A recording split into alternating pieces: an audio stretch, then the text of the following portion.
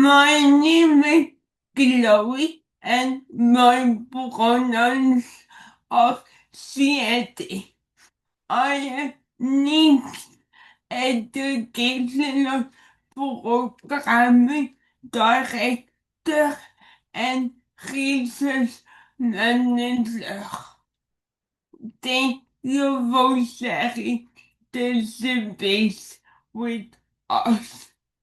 I am a white grip queer settler. This ultimately that signifies that I benefit from research and resources generated and disseminated by First Nations, Métis, and Inuit persons, Indigenous disabled persons, as well as disability people. I currently reside on the traditional territory of the Advocacy and Anishinaabe, Haudenosaunee, and Lenni-Black peoples to the territory of the Algonquin peoples will forever be my home and where I first learned from indigenous communities. Through my work, I commit myself to unlearn knowledge embedded in colonialism and recognize the systems of oppression that remain at the forefront of education. I strive to improve my own learnings of the world that I readily benefit from.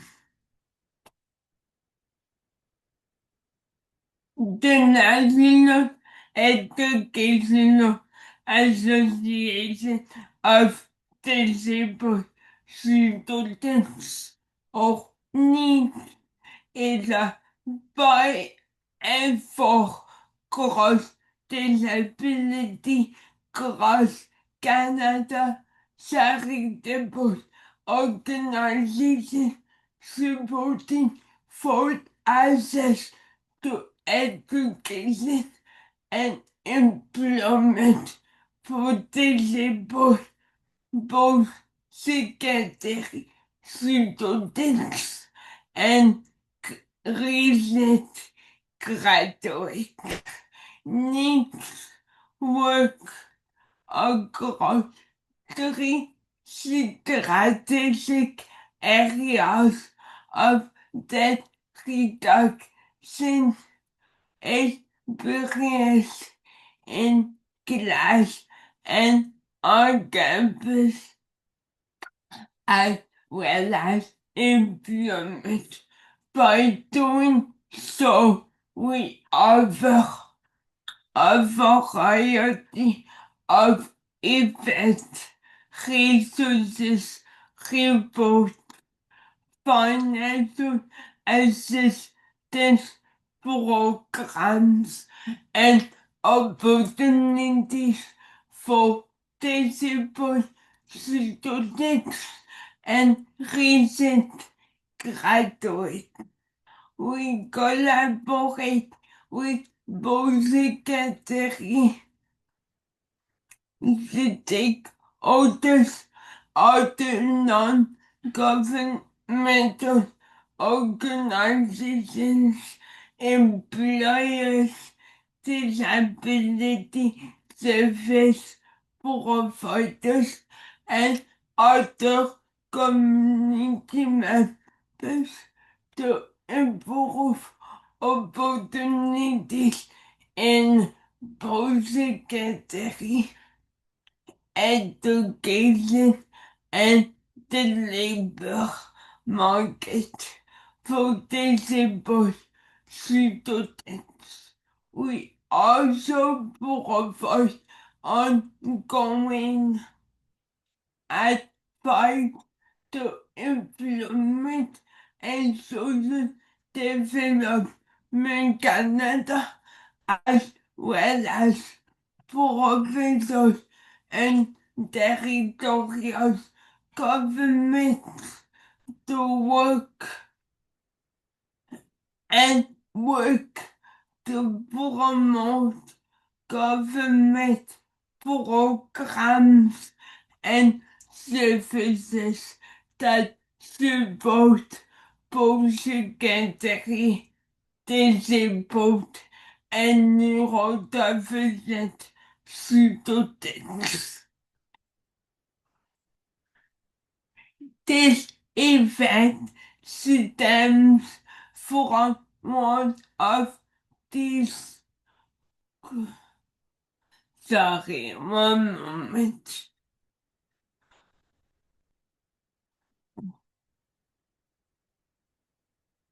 Sorry.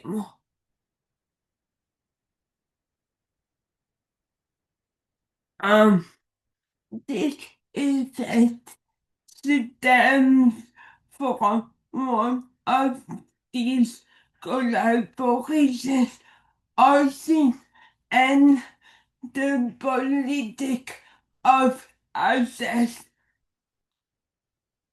and art-based inquiry. It's from a partnership between the Canadian Center for Housing Rights and it aims to explore how disabled students and recent graduates navigate precarious in housing while in both secondary education and during the early stages of employment. This art-based inquiry project was supported by CCAR with funding from the social sciences and humanity research council within the race, center, and diversity initiative. This January, our cohort of disabled and neurodivergent post-secondary students and recent graduates have explored the interconnections between disability, neurodivergence, and housing through our creative process. These participants have also engaged in focus group and interviews to help us investigate the compounded discrimination while seeking accessible and affordable housing amidst the studies and early ease of employment. Today we have the pleasure of hearing directly from our participants as they share their final Freitag in a presentation.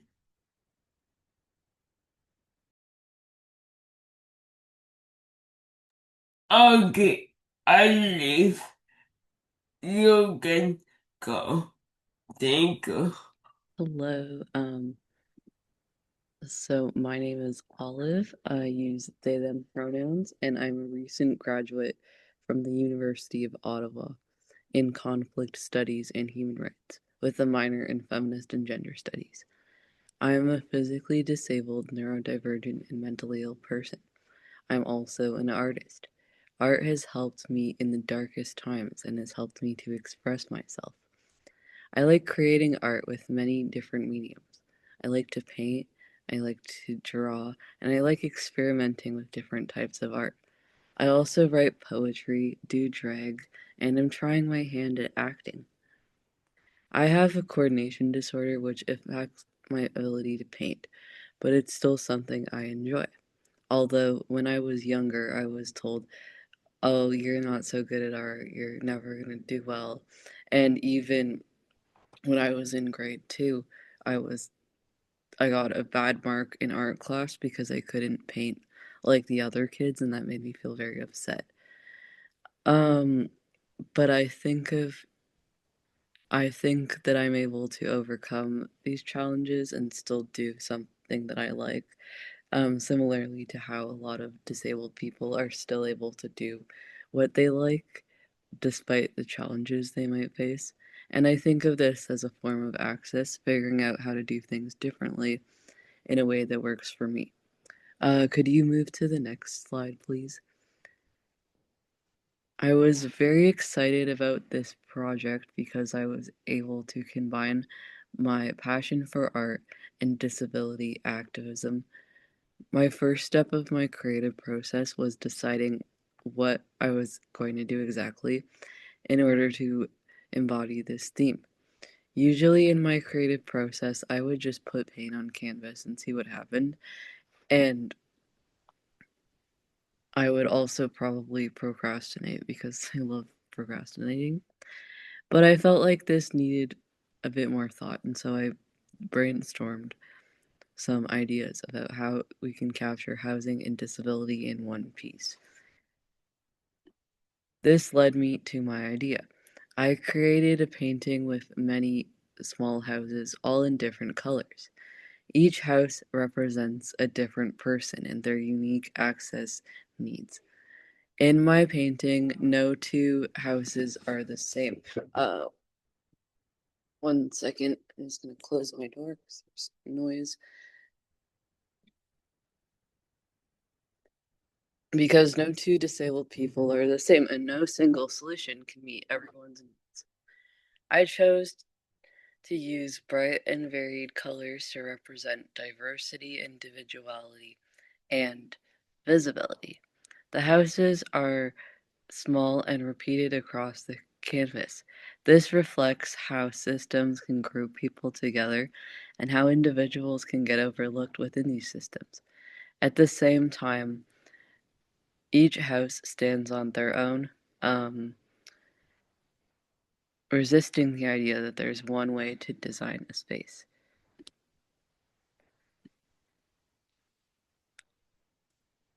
I titled this piece Rainbow Houses to reflect this diversity of and to bring the sense of both identity and possibility.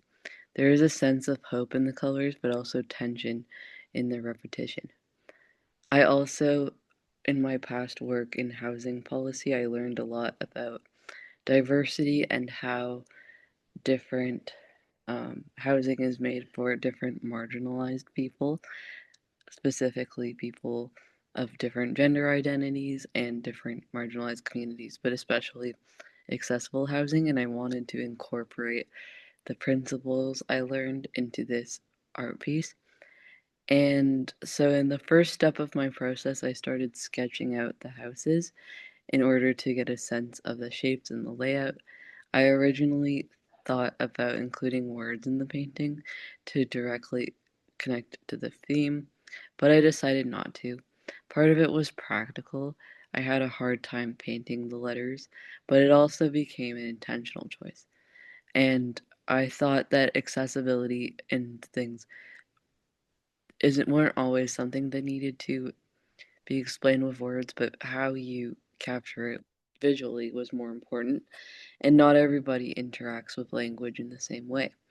I also wanted to incorporate a collage, mainly because I enjoy mixed media and the texture it can create, but I wasn't able to get the materials in time.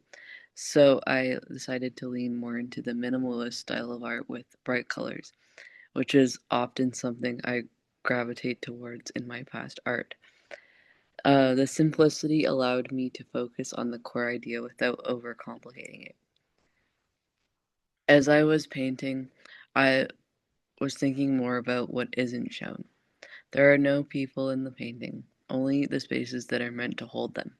This absence reflects how systems often prioritize structures over the individuals and the people who live within them. The systems don't hear about their stories and they don't care. They just see you as disabled and see you as a problem that needs to be fixed or sorted out. Ultimately, this piece is about challenging the idea of accessibility and that it's a one size fits all system. Housing systems are often designed with a single ideal person in mind that leaves many people behind, especially those at the intersections of disability, gender, and other identities. Throughout the piece, I wanted people to think differently about accessibility, not as a fixed standard, but something that is flexible, evolving, and deeply personal. Because in the end, no two houses are the same, and no two people are either, and everybody deserves a space that fits who they are truly.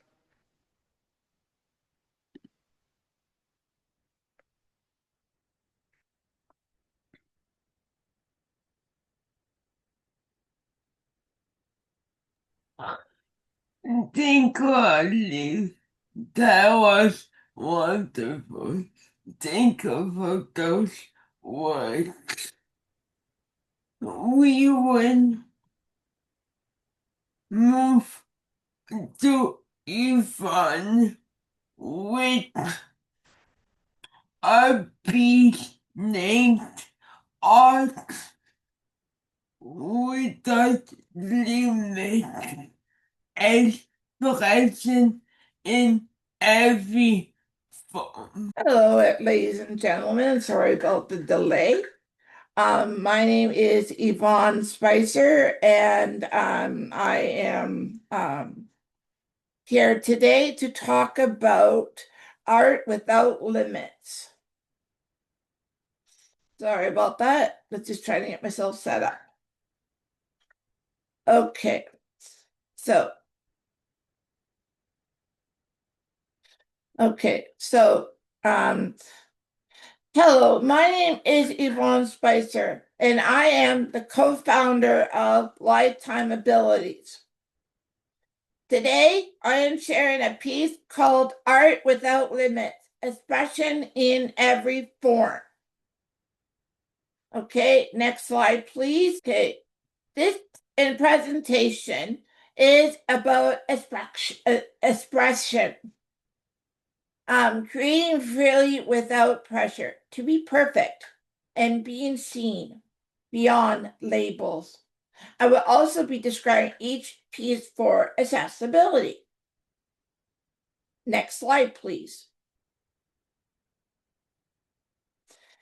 This work was created without a set plan.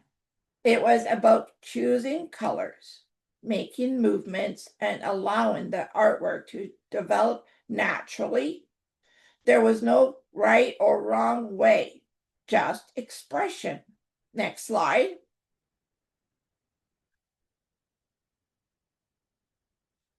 Expression is personal.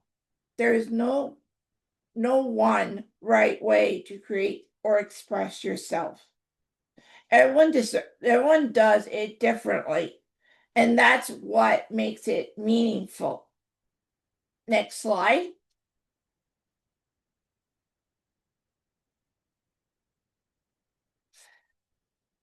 Now I'm going to share. Next slide, please.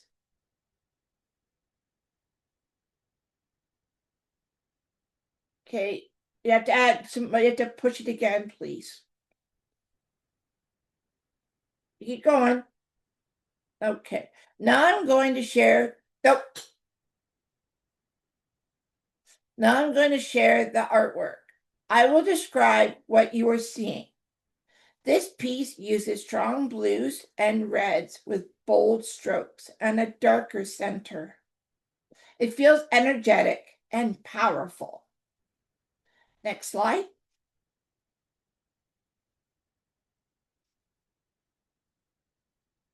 Okay, I will move to the next piece. This piece includes many different colors with scattered shapes and dots. It feels diverse, like many ideas coming together. Next slide, please.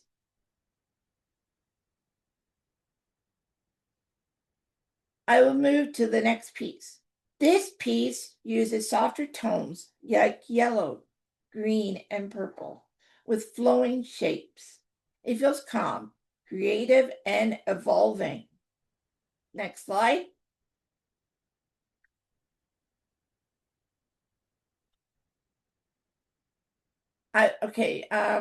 I will describe what you are seeing.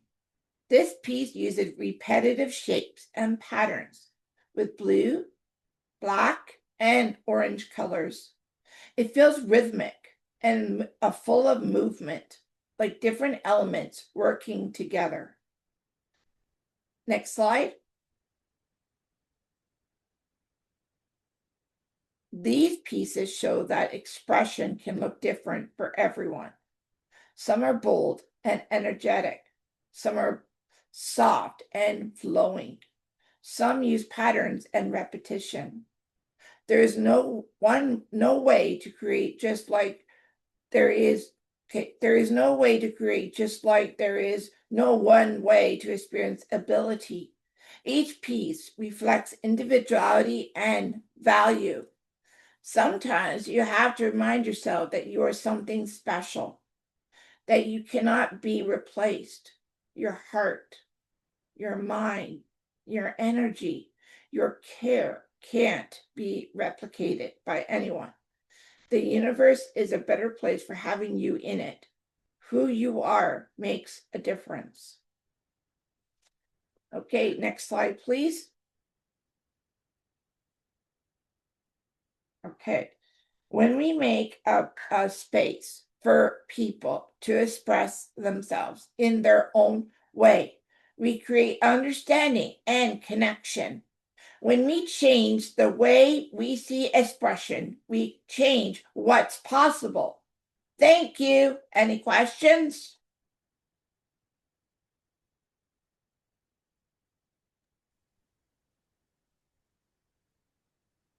Thank you, Ivan. That was brilliant. Um, we will now move on to Sarah. Um, with art creation entitled Sensory and Hi. I was gonna say good morning. It's afternoon now. Yeah, I created two pieces. I don't have a fancy slideshow like other people, um, but I have something, and so we're gonna go with that. Um, yeah, so I created two pieces. One is a drawing and one is a collage.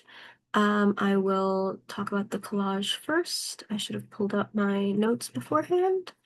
Um, right. So this is the collage that I made. Oh no, the blur is getting in the way.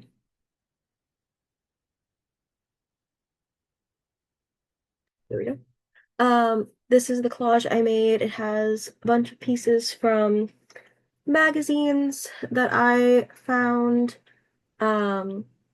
And basically, uh, is intended to depict kind of what my like internal experience is like in my head. I've got a lot of different depictions of people in distress, health-related imagery, and noise sensory experience, as shown in here and other places as well. And that was kind of to show like how it feels. Whereas my other thing is a drawing, which don't know how well will show up on the thing. And basically is meant to describe more of the uh like physical experience or like how it shows up in my life. So how do I make this smaller? Okay, like that. Um, yes. So on the top left, I have depicted my, nope, that's the wrong side. Um, so yeah, this drawing is a piece that depicts 5 sections. Each represents a different sensory input and how it affects my living situation as neurodivergent person. I get overstimulated very easily, and not being able to go anywhere safe away from sensory input can be pretty distressing. So on the top left here, I have depicted uh, an attempt at sound, featuring a drawing of my bedroom with noise coming in from outside. My roommates tend to be very loud and stay up very late blasting music or talking or watching TV at all hours of the day, which affects my sleep and my ability to like regulate my sensory abilities, as well as my ability to work from home, which I need to do sometimes because of the neurodivergence disability stuff. Um, Underneath that, I have a site which is the most like metaphorical of the drawings. Um, I have some mild paranoia stuff and social anxiety, so I feel like people are watching me when I have to go into public areas, which makes me really anxious. So I've drawn that here. Um, Bottom right is sent and is based on uh true events of so a picture of cookies baking in the oven with a clock reading 2:03 in the morning. My roommates, like I said, are up at all hours of the night doing things, and I can't exactly go anywhere at 2 in the morning when they're making the entire apartment smell like vanilla extract exploded, um, which can be really overwhelming for me.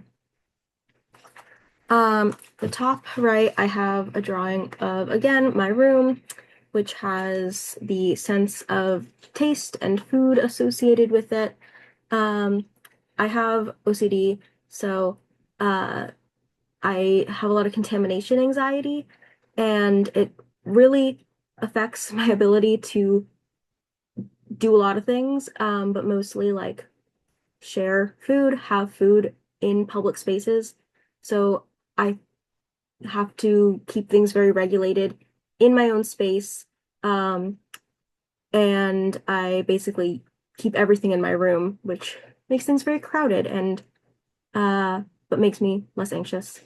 And then finally in the middle, I've replaced the idea of touch with more of a metaphorical location aspect of it. Um, I can't drive or easily go up and down a lot of stairs or walk far distances. And so I need to be able to be in a building with functioning elevators and nearby public transit in order to get around, um, which makes it so that I'm very limited in the options of where I have to live. And especially places that are near public transit or are walkable are more expensive, which can make things difficult and uh like I said, limit my possibilities. Yeah, that's basically all I had prepared.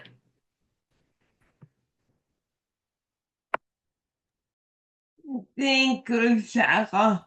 We will now move to making and the project named It's in between the words survival and belonging.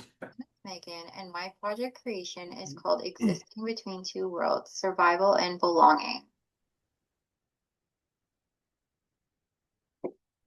Force Normal. This is a poem I wrote on the outside of a black box. The poem represents ableism and how the outside world feels for neurodivergents in a world that wasn't designed for us.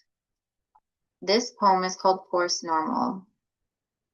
Safety is an illusion for neurodivergent folk. The echoes of normalcy entrench on every path. Bright lights and noise distort the disabled world. Everything feels so abstract and comfort feels so hindered. The answers have always been entrenched in the political. Disability has always been the other. It's the whispering of erroneous past where they took away our lock and key. It's my Irish ancestry where empty fields and survival required exile. Belonging never coexisted in society without the other. This is another poem that I wrote based on the historical representations of disability survival through an intersectional lens.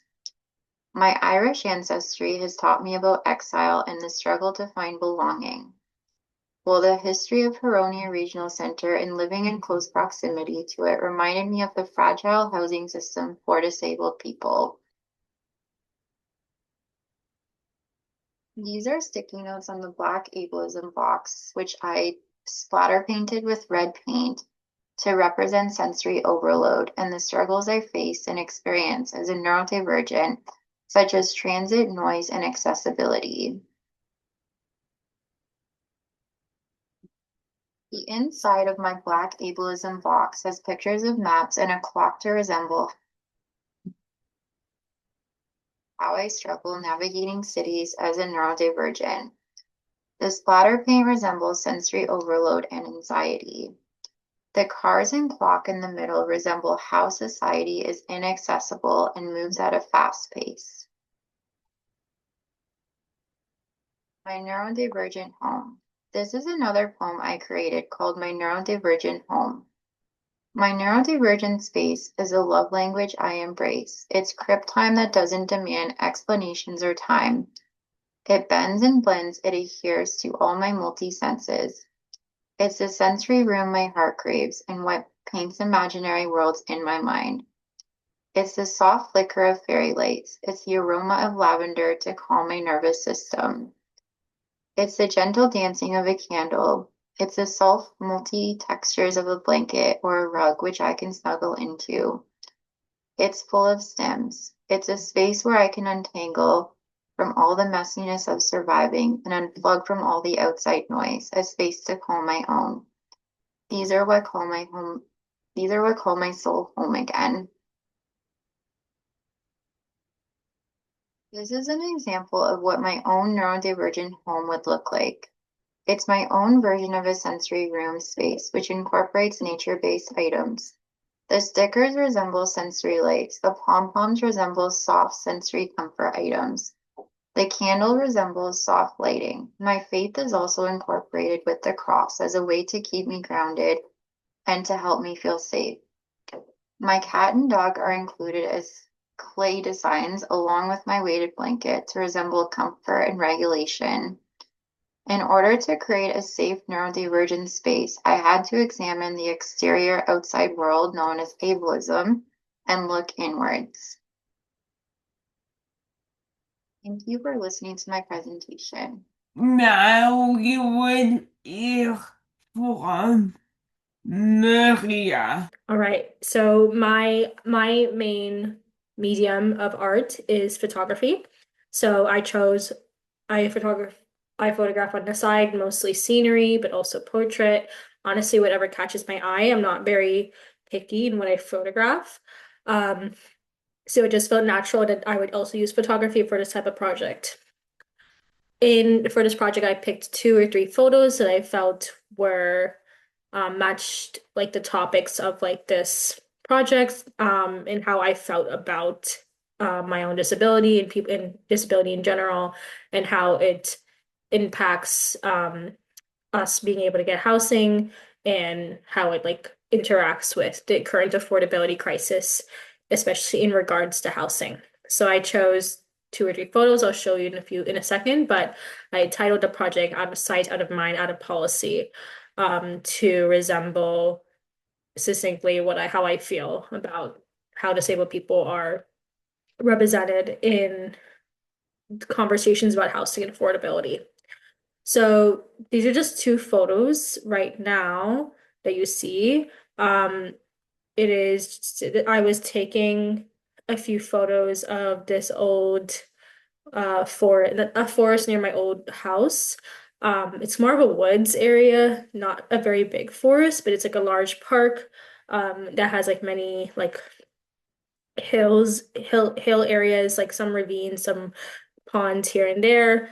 And it's in between these 2 streets. It's kind of confusing to explain, but anyways, and when I was photographing like the forest, I had noticed the structure in the distance. Honestly, looking back, it's probably just someone's garage that just happens like from a regular street that just happens to overlook the forest. But I had when I saw it, I felt like, oh, this is like some abandoned house that's like in the middle of um nowhere, kind of really away, like at least several 100 meters away from the main road, and that road is not even the main road. So I had felt that like a house so far away from the main road really, I guess, captured my feelings of, disabled people tend to be what's that called, excluded from these conversations of about how we can make housing more accessible, how we can make affordable like housing more affordable nowadays. And I felt like that kind of captures how we're all kind of ignored in many conversations, especially in regards to like these type of topics. How our needs are not really, because we have so many needs, we don't, but because we're seen as having so many needs as challenging people that we're kind of just cast aside. We're just told to like get like, take our scraps and like be okay with it. And like live in this like really what looked like a rundown house. It's like abandoned and like secluded in like a forest area where there's like nothing around. Um, Especially as many people are talking today about, um, sometimes when you have to find housing, you have to make a lot of compromises, which means you're not as not able to access certain things anymore. So not able to access transportation or as easily, or just like have a, grocery store, or your pharmacy, or your doctor nearby, because oh, that was the only place that you could afford like whatever housing was in that area just so happens to be away from your needs. So I already talked a bit about this, but I said, why I wanted to explain a bit more why I chose these specific photos. I first of all, of course, they resemble my feelings of being cast out to my disability. I don't mind disclosing I have ADHD, and I felt like in school and also as I, become a young adult and I start thinking about the future and like how I'm supposed to be navigating these challenges that I'm seeing around me. I felt like, how am I going to be able to afford anything when it's hard for me to even find a job, when it's hard for me to even in a job that would pay well enough, that would accommodate me and my needs. How, and if especially when in each and every maybe government program that's meant to help us keeps on getting slashed or at least affected, and it's always the most, in my perception, it's always a program that tends to help us, like maybe like ODSP or with the current OSAP, like the recent OSAP cuts, making the loan portion 25%. How is someone on disability who may rely more than me, rely on those programs? When they're always the first to get cut, and like, what are they supposed to do? Are they just supposed to live out in the suburbs where there's nowhere, maybe like your resources that you want to take advantage of are too far away from you now because you just simply can't afford to live downtown or live in the city even where things are a bit more abundant and all around. Anyways, and then so like I said, I chose these photos because it also represents how society still treats those with disabilities as, in my opinion, bottom of the barrel persons. We're kind of cast away. Our needs aren't talked about outside. Often, in my perception, not where our needs, the needs of people with disabilities are not talked about in like common spaces where these conversations happens. It's I guess in my perception, it's rarely brought up until someone finally brings it up, and even then, it's kind of like, oh, well, that's too challenging, that's too expensive to talk about, and so kind of just like cast aside, and how people, organizations, and policy treat us as well. I feel like we're cast out similar to how this house is cast out in policy as well. Like I said, also in a almost in a way that's like if we ignore you, hopefully you go away. Right? You can barely see this house. Like I know I didn't take a good picture of it, but you can barely see this house if you're like at the main road. You can actually I don't think you can. I only saw it once I was like walking into the forest. So and that felt like a mirror of how we're treated. You can barely see us until we make ourselves clear, and even then you still try to ignore us on purpose, both individuals who may be able-bodied, organizations, and the government policies that try to like when we win election I talk about this a bit more in another slide, but when election season comes around, the cost of no sorry ODSP and like similar programs, they're rarely like I guess, address like we've been talking about how ODSP does not match the cost of living for someone who is again, like even minimum wage. And yet it's been like 4 election seasons and it still has not gone up. But I'm not very well versed in that topic. And lastly, like I said, people with disabilities are, like I said, also cast away, often bottom of the list in government relations, which nowadays is almost every election season I find is about housing and affordability, obviously, and yet there's like not much talked about in terms of our needs and how we can address them better from a government level. Examples of when our disabilities are treated as an afterthought. I wanted to give it, like I already said, I said these examples already, but I wanted to give some bit more information. So as we know, I'm sure everyone knows, ODSP stays below minimum wage or doesn't, it is, from what I understand, doesn't really pay a lot at all. Not even close to someone who is like not even close to a living wage.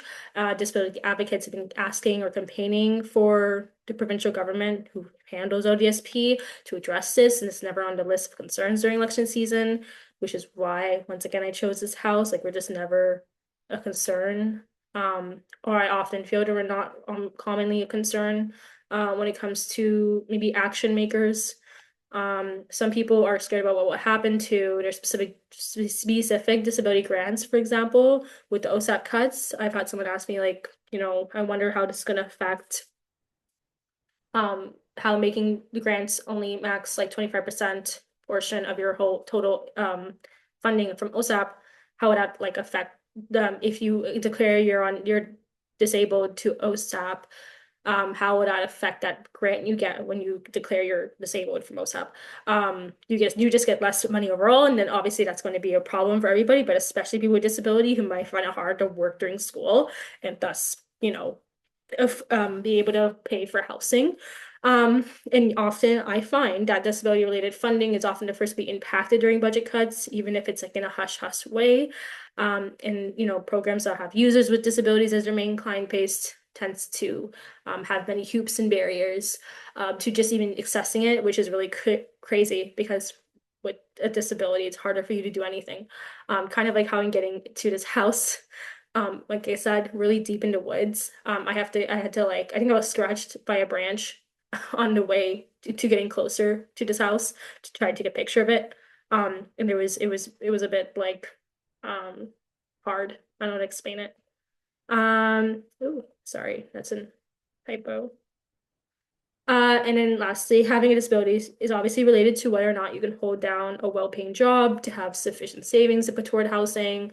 And then if your disability is visible, especially, most landlords I've encountered are less likely to rent to you as there's still inherent stigma and bias toward those with disabilities. So you're maybe forced to stay in a really bad location or a house or yeah, bad like maybe you're forced to choose housing that is not even accommodating to your needs because it's the only one you can afford and it's and it's just like in a like I said in an area that is it doesn't have resources the necessary resources for you and you have to deal with more like disability related costs just to be able to live. And we're still not, and that's not even taking into account maybe the barriers you face to obtaining a job that accommodates you, that pays you enough to live affordably in this current economy, so not minimum wage, and then as well as the disability related costs, like maybe to buying a device that is helpful to your disability for any reason, that cuts into your money that you use to pay rent, that you use to afford housing, and to be able to just live. Um, and I already said this a bit, like I said, the programs and initiatives that are meant to address specific challenges, especially the cost of housing, for people with disabilities, like co-op houses, I find that people are very like stigmatized and there's usually like a negative view of these type of initiatives, like almost like, those people are grifters or we're just faking our disability, that we don't actually have these really specific needs. And when maybe even if you do, like once you argue that you do need these needs, you do need these like certain needs or whatever, then it's kind of like, oh, well, then you're too challenging to work with. Like, I'm gonna go find someone who's easy, right? Someone who's often able-bodied and just doesn't have as many needs and won't fight them or won't advocate for themselves.